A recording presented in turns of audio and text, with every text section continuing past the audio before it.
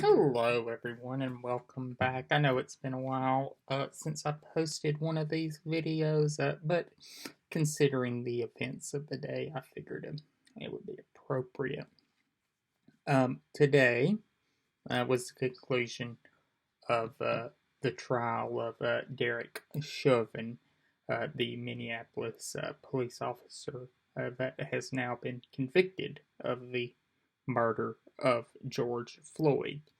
Um, and he was convicted on all three counts. He was convicted on second degree murder, third degree, and a manslaughter charge. Um, the jury came back with a verdict after less than 13 hours of deliberation. I believe it was about 11 hours of deliberation.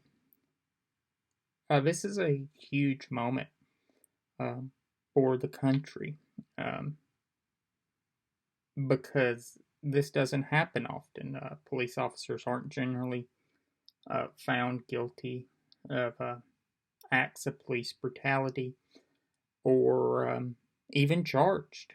Um, Unfortunately, the country gives them a great leeway in their duties that they sometimes carry out. And it was obvious that Derek Chauvin did not uh, follow Minneapolis Police Department procedure, and he will now face the consequences of that. He'll be sentenced in about 8 weeks.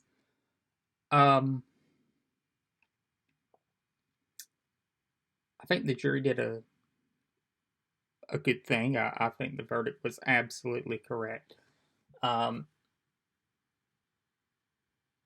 I also think that now is a perfect time to look at reforms to policing procedure in the country. We need to look at the use, when they can use force. We need to look at training. What is it about training that I think might be at the root of the problem? Um, I think also you need to look at ending qualified immunity, and you also need to look at ending the militarization of the police. Um,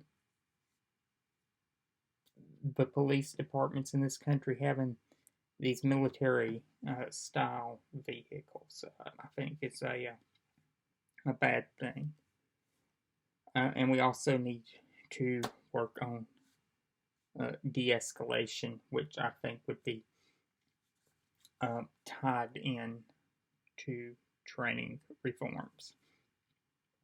But it is a hugely important moment.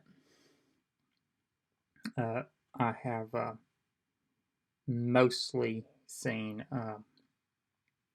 people's reactions praising the verdict. There have been some who are the usual uh, agitators on the right um, who will tippy toe right up to the point and show their true colors. But justice was done today in Minneapolis, and I'm very thankful that the jury returned the verdict that was right and just, and that now Mr. Chauvin will suffer the consequences of his actions. He took the life of another man, um, and in this country that has consequences. And I think a lot of people have commented on this. I won't be the first. I'm not even going to claim to be.